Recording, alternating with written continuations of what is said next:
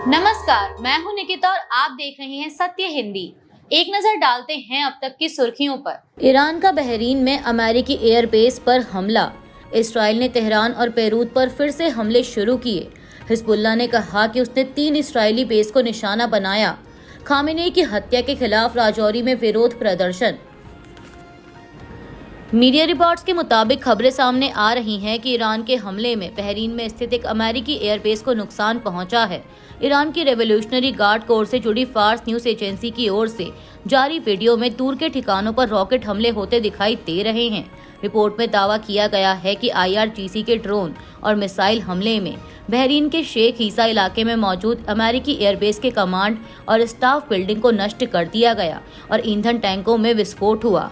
हालांकि इन हमलों पर अभी तक अमेरिका की ओर से कोई आधिकारिक प्रतिक्रिया नहीं आई है। इससे पहले बहरीन में अमेरिकी नौसैनिक अड्डे से धुआं उठता हुआ देखा गया था और इससे पहले अमेरिकी विदेश मंत्रालय ने बहरीन समेत मध्य पूर्व के कई देशों में रह रहे अपने नागरिकों को तुरंत वहां से निकलने का निर्देश दिया था। इस्राएली सेना ने पुष्टि की है कि उसने ईरान की राजधानी तेहरान और लेबनान की राजधानी बेरूत में हमले किए हैं। सेना ने एक बयान में कहा कि वह तेहरान और बेरूत में सैन्य ठिकानों पर एक साथ निशाना बनाकर हमले कर रही है। IDF के अरबी भाषा के प्रवक्ता अवीचे अत्रई ने कहा कि बड़े पैमाने पर हवाई हमले जारी हैं। ये हमले उस समय हुए जब करीब 1 घंटे पहले IDF ने बेरूत के दक्षिणी इलाकों और कई गांवों के लोगों को चेतावनी जारी कर वहां से निकलने के लिए कहा था। IDF ने कहा था कि वह हिजबुल्लाह के कमांड सेंटर और हथियार भंडारण ठिकानों को निशाना बना रहा है। लेबनान के मिलिटेंट ग्रुप हिजबुल्लाह ने मंगलवार को कहा कि उसने लेबनान में अपने ग्रुप के मजबूत ठिकानों पर हुए हमलों के जवाब में 3 इस्राएली मिलिट्री बेस को निशाना बनाया है, जिसमें दक्षिणी बेरूत के इलाके भी शामिल हैं। बयान में कहा गया कि लेबनान के दर्जनों शहरों और कस्बों पर इसराइल के क्रिमिनल हमले के जवाब में हिजबुल्लाह के लड़ाकों ने ड्रोन से रमत डेविड एयरबेस और उत्तरी इसराइल में मेरोन बेस को निशाना बनाया है। ईरान के supreme leader Ayatollah Ali Khamenei की हत्या के खिलाफ मंगलवार को जम्मू कश्मीर के राजौरी जिले के अलग अलग हिस्सों में विरोध प्रदर्शन हुए। बुधल में लोग शेख उल आलम मस्जिद के सामने इकट्ठा हुए और ईरान में US और इसराइल की मिलीजुली मिलिट्री कार्रवाई की निंदा की। इसराइल और अमेरिका के खिलाफ नारे लगाते हुए उन्होंने इस हमले को अंतर्राष्ट्रीय कानून का उल्लंघन और मुस्लिम दुनिया के खिलाफ हमला बताया। उन्होंने वेस्ट एशिया में बढ़ते तनाव पर भी चिंता जताई और शांति और सॉवरेनिटी का सम्मान करने की अपील की। कांग्रेस नेता सोनिया गांधी ने ईरान के supreme leader Ayatollah Ali Khamenei की 28 फरवरी को अमेरिका और इसराइल के हमले में हुई हत्या पर मोदी सरकार की चुप्पी को लेकर कड़ी आलोचना की है। द इंडियन एक्सप्रेस में लिखे एक लेख में उन्होंने कहा कि यह तटस्थता नहीं बल्कि कर्तव्य से पलायन है और इससे भारत की विदेश नीति की विश्वसनीयता पर सवाल उठते हैं। उन्होंने कहा कि किसी विदेशी नेता की टारगेट हत्या अंतर्राष्ट्रीय कानून और संयुक्त राष्ट्र चार्टर के सिद्धांतों के खिलाफ है। सोनिया गांधी ने आरोप लगाया कि प्रधानमंत्री मोदी ने ईरान के जवाबी हमलों की निंदा की, लेकिन पहले हुए हमलों पर चुप्पी रखी। उन्होंने संसद में इस मुद्दे पर खुली बहस की मांग की। सोनिया गांधी ने अटल बिहारी वाजपेयी के समय भारत ईरान के संबंधों का उल्लेख करते हुए कहा कि खाड़ी में काम कर रहे करीब 1 करोड़ भारतीयों और क्षेत्रीय संतुलन को देखते हुए भारत को नैतिक स्पष्टता दिखानी चाहिए। आगामी तमिलनाडु विधानसभा चुनाव को देखते हुए कांग्रेस हाईकमान ने रणनीति में बदलाव किया है। द हिंदू की एक रिपोर्ट के मुताबिक अब DMK के साथ सीट बंटवारे पर बातचीत के लिए तमिलनाडु के एक वरिष्ठ कांग्रेस नेता को भेजने का फैसला किया गया।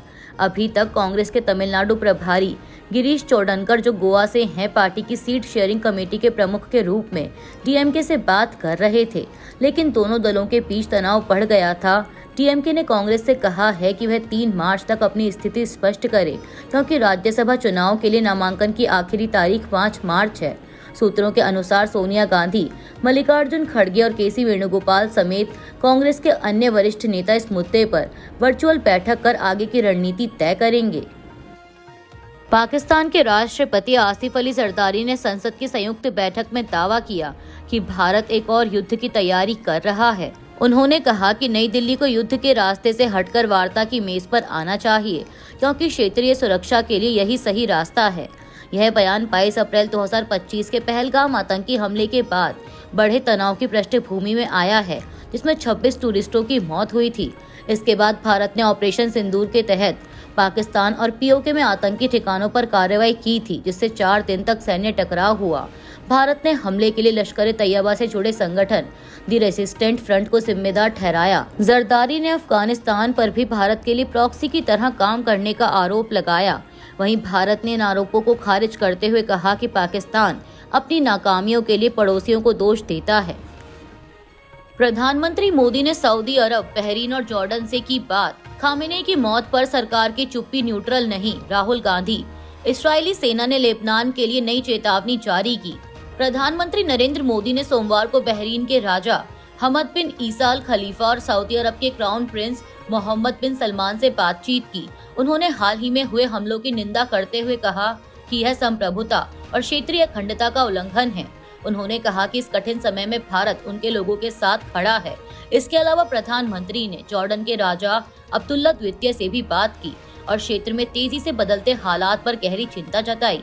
बहरीन और सऊदी अरब के नेताओं से बातचीत के दौरान पीएम मोदी ने कहा कि क्षेत्र में जल्द से जल्द शांति और स्थिरता बहाल होना काफी जरूरी है। उन्होंने इन मुश्किल हालात में वहां रह रहे भारतीय समुदाय का ख्याल रखने के लिए उनका धन्यवाद भी किया। कांग्रेस नेता राहुल गांधी ने सोनिया गांधी के बयान को रिपोस्ट करते हुए लिखा है कि जब किसी विदेशी नेता की टारगेटेड किलिंग के बाद हमारे देश की तरफ से सॉवरेनिटी या इंटरनेशनल लॉ का कोई साफ बचाव नहीं होता और इम्पार्शियलिटी छोड़ दी जाती है, तो इससे हमारी फॉरेन पॉलिसी की दिशा और क्रेडिबिलिटी पर गंभीर शक पैदा होता है। इस मामले में चुप रहना न्यूट्रल नहीं है।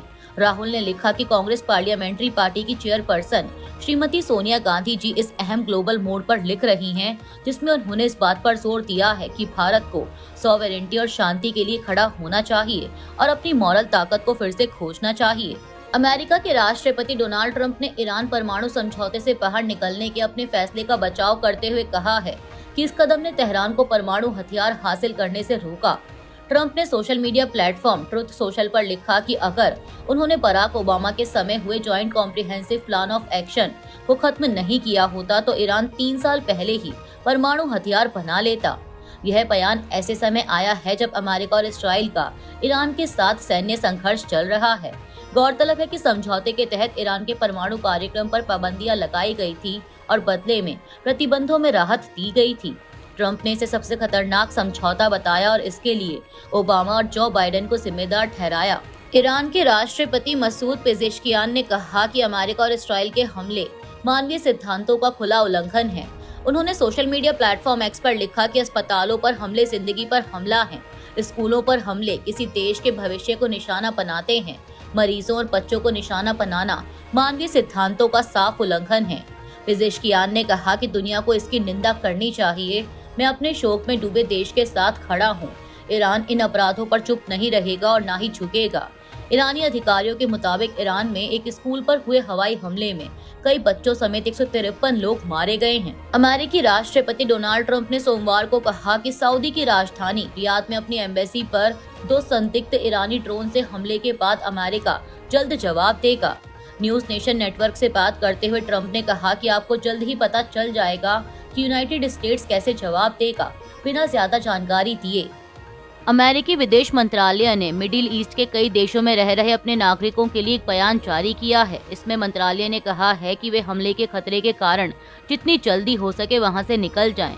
इन देशों में बहरीन, मिस्र, Iran, Iraq, Israel, West Bank, Gaza, Jordan, Kuwait, Lebanon, Oman, Qatar, Saudi Arab, Syria, संयुक्त अरब अमीरात और यमन शामिल हैं।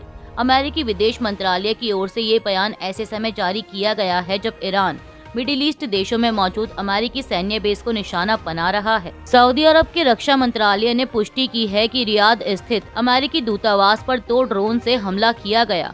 दूतावास ने सोशल मीडिया प्लेटफॉर्म एक्स पर जारी बयान में कहा कि इस हमले से हल्की आग लगी और इमारत को मामूली नुकसान हुआ है। सऊदी अरब में अमेरिकी मिशन ने जेद्दा, रियाद और तेहरान में रहने वालों को घर में ही सुरक्षित रहने की सलाह दी। इससे पहले सोमवार को कुवैत में अमेरिकी दूतावास या उसके पास से धुआं उठता देखा गया था, जिसके बाद दूतावास ने लोगों से कहा कि वे दूतावास न आएं और अपने घर में सुरक्षित रहें। अभी के लिए इतना ही। बाकी की देश दुनिया की बड़ी खबरों के लिए जुड़े रहिए सत्य हिंदी के साथ। Copyright disclaimer under Section 107 of the Copyright Act 1976. Allowance is made for fair use for purposes such as criticism, comment, news reporting, scholarship, and research. Fair use is a use permitted by copyright statute that might otherwise be infringing.